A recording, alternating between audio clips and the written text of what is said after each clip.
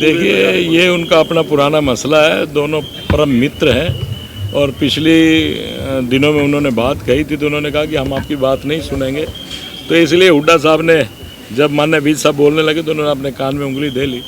तो वो आपस में हास्य, जो ये कहूँगा हास्य मजाक जो हुआ वो आपके सामने ही है। लगातार कहीं ना कहीं गोष्ठी और कहीं ना कहीं मतलब विवाद और हंसी मजाक चलता रहता है। सर, आज विपक्ष की तरफ से आरोप लगाया गया कि सरकार जल्दबाजी में जो बिल है वो पेश करवा रही है, जबकि सदन का मेन काम ही बिल पास करना होता है। सिलेक्ट कमेटी में एक बिल टूर ट्राइब्यूनल को भेजने की शायद मांग आई थी, लेकिन सरकार ने नहीं मानी। तो कहीं ना कहीं सरकार के ऊपर जल्दबाजी में बिल पास। देखिए, ये बात जो हमारे साथियों ने कही है गलत कही है। ऐसा कोई विषय नहीं है कि जल्दबाजी में बिल को पास किया जा रहा है। अगर वो पीछे देखें जो पूर्व में उनका राज रहा तब उन्होंने किस प्रकार से बिलों को पास किया, वो भी कोई आप लोगों से छुपा हुआ नहीं है। तो यहाँ तो फिर भी कुछ शालीनता से और सभ्यता से बिलों को पास किया जा रहा है। तब जैसा होता था वो सब आपको मालूम है। कांग्रेस विधायक रघुवीर कादिया ने कहा कि जो ये विधायी कार्य है ये पहले करवा लिए जाए और शून्यकाल है या प्रश्नकाल है वो बाद में करवाए। देखिए, उन्होंने अपनी मांग रखी है। अगर ये उनका भी उनके समय की भी बात है तब भी तो ये सब चीज़ें की जा सकती थी, लेकिन चलो उन्होंने मांग की है तो उसे पूरा करने का हम प्रयास करेंगे। आप देख रहे हैं कि जब से भारतीय जनता पार्टी की सरकार बनी है तब से कुछ ना कुछ नया किया जा रहा है।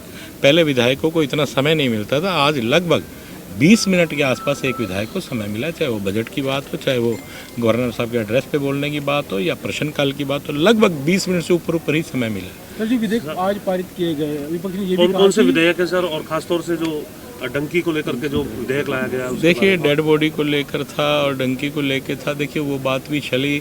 देखिए, हमारे जो लोग यहाँ से पैसा लगा के जाते हैं और वहाँ पर भी उनकी नागरिकता नहीं मिल पाती, छुप छुपा के जाते हैं, वो गलत ही है।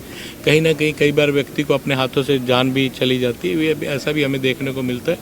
तो कम से कम जैसे माननीय मुख्यमंत्री जी ने कहा कि इस प्रकार से ये चीज़ की जाएगी कि हम लोग ऐसा प्रयास करेंगे कि जितने लोग यहाँ से जाएँ विदेश में तो उनके रजिस्ट्रेशन हो गया, इस देश में फलां देश में इतने व्यक्ति, फलां देश में इतने व्यक्ति गए। तो इस चीज़ को लेकर माननीय मुख्यमंत्री जी ने जो बिल किया और मेरे ख्याल से बड़ा उचित है और ऐसा होना प्रावधान रहेंगे सर इसके तहत? हाँ, तो इसके अंदर जो थोड़े बहुत प्रावधान रहेंगे, जो थोड़ा कुछ चेंज भी करना होगा तो किया जाएगा। जुर्माना भी है सब।